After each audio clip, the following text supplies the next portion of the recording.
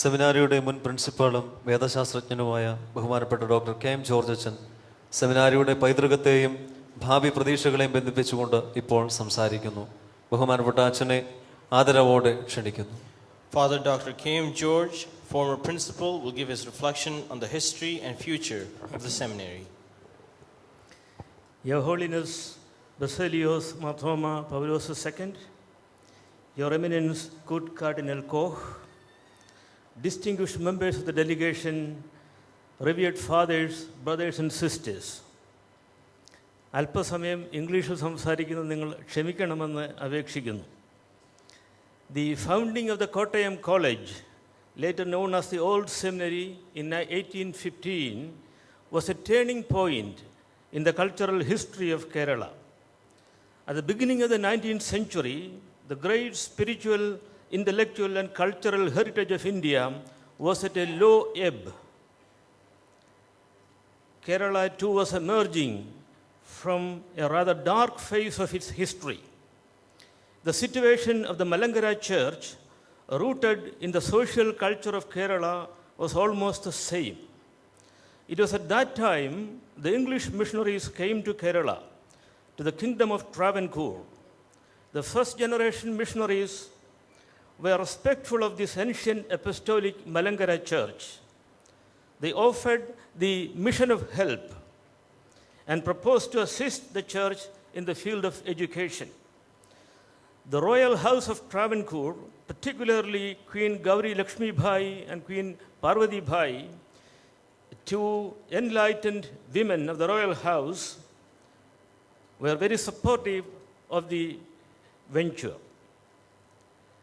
The Malankara church had already made a public decision in 1809 to start two houses of study both in the north and the south of Kerala. All these initiatives converged in the founding of the college or the seminary. Behind the whole endeavor was also the singular vision of an enlightened priest-monk of the Malankara church, Ittu Pramban from Kunnankulam, who traveled to Kottayam and became the founder of the seminary. This was the first public school in Kerala where we had, until then, the system of Gurukula, that is, education in the house of the Guru or teacher. Teenage students would be sent to a prominent teacher to stay with him as members of his household and receive training for years in Sanskrit language and scriptures, mathematics, literature, and other disciplines. The Indian church also had followed the same pattern for ecclesiastical studies and priestly training.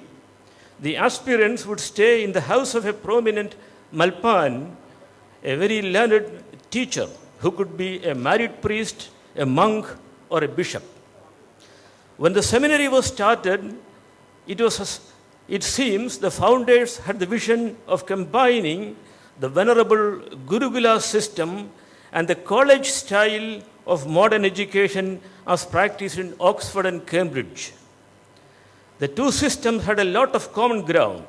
It was basically a residential system where the students lived together, studied together, and trained in spiritual disciplines under one teacher. So the tutorial system in England and the Gurukula system in India were focused on the person of the teacher as the role model. The Kottayam College or the seminary was thus the confluence of three cultures. First, the Malankara church's culture of Oriental spirituality and Orthodox liturgical ethos. Second, the Indian Gurukula culture of learning and interpreting the scriptures and practicing religion under the strict discipline of a guru. Third, the learning of English and other languages and courses in the then burgeoning sciences and humanities in the West. So this was a unique experiment. After some 15 years of collaboration between the Malankara church and the missionaries, conflicts emerged. It was primarily because of the new missionaries who, unlike their predecessors like the great Benjamin Bailey, who sacrificed his life for Kerala for this seminary and for India, the later missionaries were less respectful of the Indian tradition and of the Malankara Church's heritage.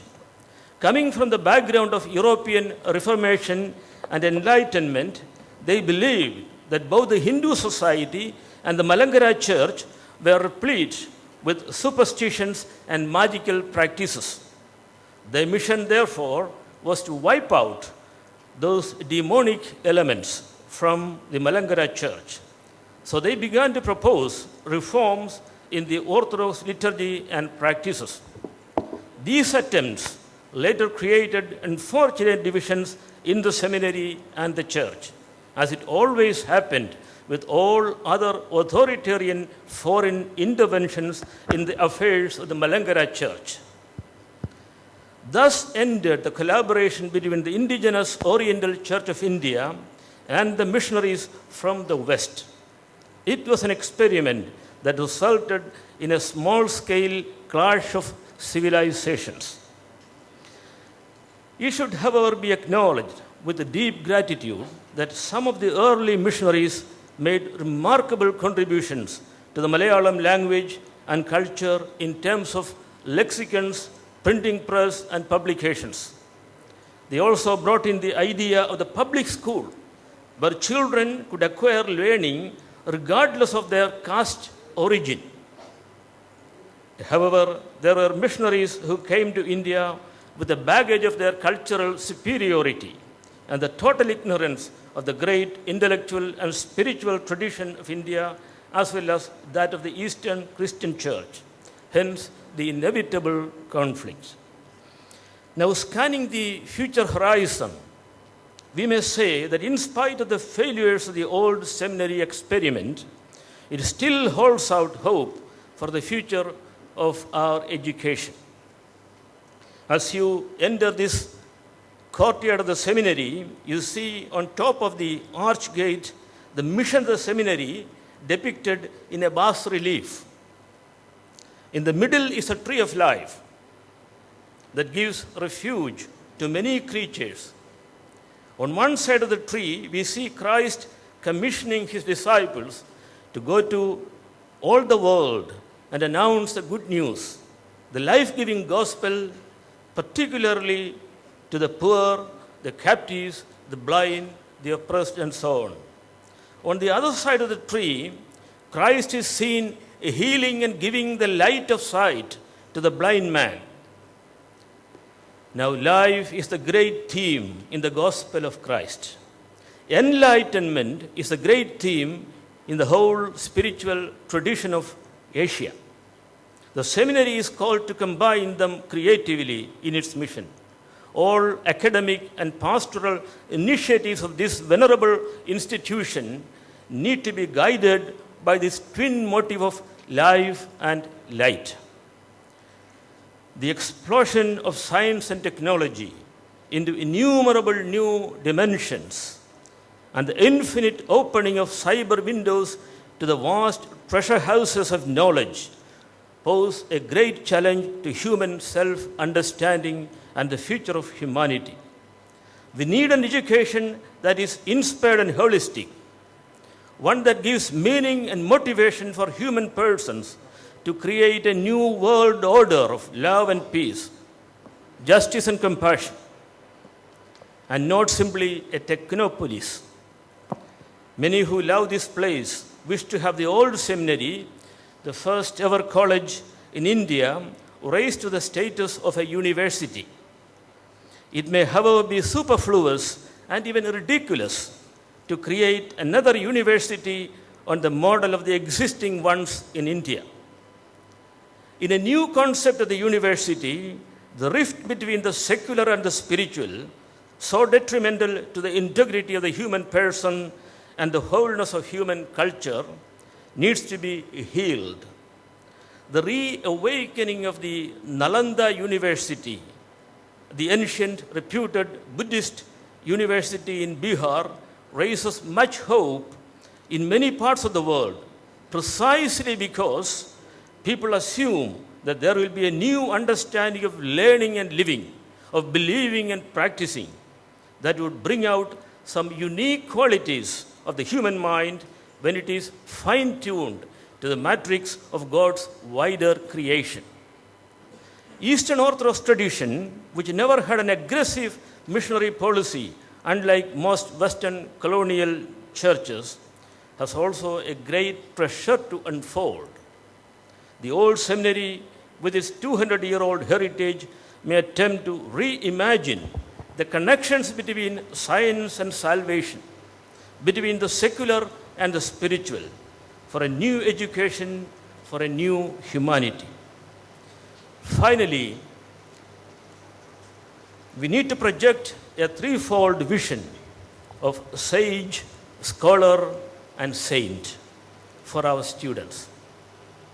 In the Indian tradition, the equivalent of a sage is rishi, the epitome of wisdom, the seer who passes through all knowledge, finally to transcend to the transcendent darshana or vision. In the Western academia, it is a scholar in whom all knowledge culminates. In Eastern Christianity, it is a saint who is the paradigm of all that is true, good, and beautiful. The three images need to cut across the cultures and constantly coalesce into one single image and one single source of inspiration. Whether we are ministers of the mysteries of God, as St. Paul would put it, or netizens in a technopolis, this threefold vision of sage, scholar, and saint beckons. May this venerable school of learning renew its youth and take wings in the infinite space that the Holy Spirit of God opens to us. Thank you.